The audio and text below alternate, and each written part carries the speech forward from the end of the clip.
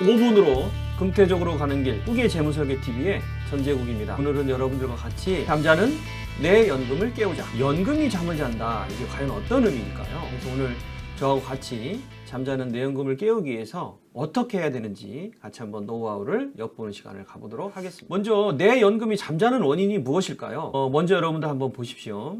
늘어나는 퇴직연금 적립금이 무려 작년에 255조까지 늘어났어요. 그 중에서 뭐 여러분들 DB라는 거 아시죠? 154조 정도가 되고요. DC는 한 67조, 그리고 개인 IRP는 한 35조 됩니다.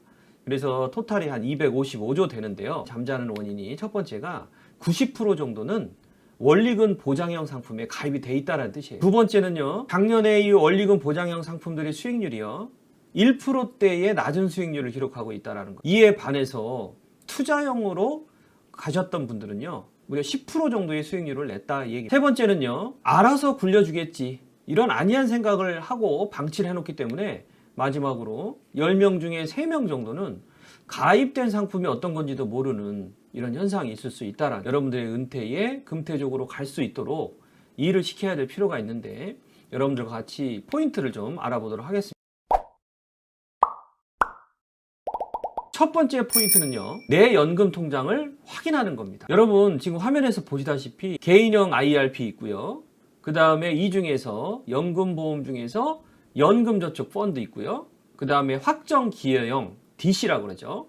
이 세 가지가 여러분들이 직접 운용할 수 있는 연금 통장이 되겠습니다. 포인트 두 번째는요, 적은 금액이라고 무시하지 말고 굴려라입니다. 이게 무슨 의미냐면요, 원금이 같더라도 투자에 따라서 수익이 다를 수 있다는 얘기입니다. 즉 여러분들 연 400만 원 정도씩을 납입을 하는 걸 기준으로 했을 때, 만약에 여러분들 연 수익률이 1% 정도 수익률이 난다면 10년 동안을 투자했다 그러면은 1% 수익률에 4,200만 원, 그리고 20년 투자를 했다면 8,800만 원에 그칠 거예요.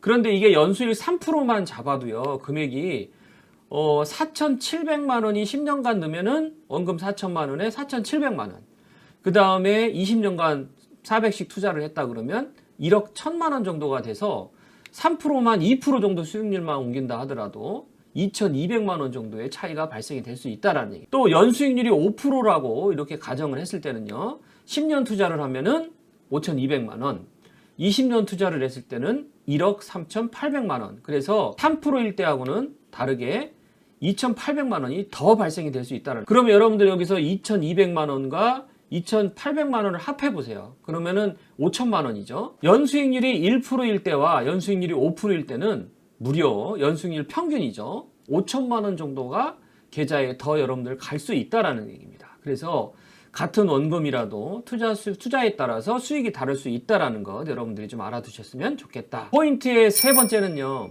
세액공제를 적극 활용하자입니다. 여러분들 세액공제 한도는 여러분들 잘 알고 계시죠? 소득에 따라서 최대 13.2%부터 16.5%까지 환급이 가능한데요. 이걸 좀 구체적으로 좀 살펴보면 다음과 같습니다. 먼저 총 급여가 5,500만 원 이하이거나 종합소득 금액이 4천만 원이 이하인 분들 같은 경우 세액공제율이 16.5%입니다.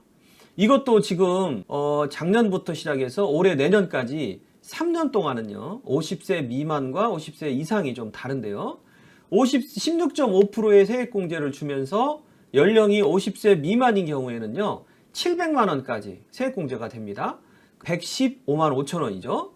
그리고 50세 이상인 분들은요 900만 원까지로 확대가 되죠. 그래서 16.5%를 세액공제를 받을 수 있으니까 최대 148만 5천 원이 됩니다. 이에 반해서 총 급여가 5,500만 원이 넘은 근로소득자나 종합소득 금액이 4천만 원이 넘어가시는 분들 같은 경우에는요 세액 공제율이요 13.2%의 만으로 50세 미만인 경우에는 700만 원까지, 그래서 최대 92만 4천 원을 세액공제로 돌려받으실 수가 있고, 만 50세 이상인 분들은 900만 원까지, 그래서 최대 118만 8천 원을 세액공제로 받을 수가 있다는 얘기입니다. 1년 동안 사실 13.2%, 16.5% 차근차근 모이다 보면은 이게 확정적으로 가져갈 수 있는 수익률이다라고 생각해서 이거를 세액공제를 받으신 다음에 다시 재투자를 하신다 그러면 상당 부분 금액이 늘어나시지 않을까 생각합니다. 자, 포인트의 네 번째는요, 과세 이연 제도라는 겁니다. 세금 낼 돈으로 재투자한다는 거죠. 이게 어떤 의미냐면요.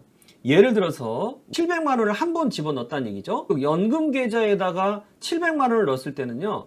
매년 내는 이자소득세를 15.4% 원천 징수를 하지 않고 이걸 갖다가 과세 이연이라는 걸 하기 때문에 세금 뗄 거를 투자를 할 수가 있다는 얘기입니다. 그래서 연금 계좌에다가 700만 원을 집어넣은 경우하고 정기예금을 700만 원을 집어넣은 경우가 20년이 흘러가서 보면요. 61만 원 정도의 차이가 발생이 될 수 있다는 거예요. 그래서 한 번만 700만 원을 집어넣으면 모르겠는데 이거를 700만 원씩 내가 20년간을 투자했다 그러면 1200만 원의 이상의 수익을 가져갈 수 있기 때문에 과세이연 제도도 역시 해볼 수 있는 제도다라는 것 여러분들 염두해 주시면 좋겠습니다. 포인트 5번째는요. 연금을 받을 때 IRP 같은 경우에는요.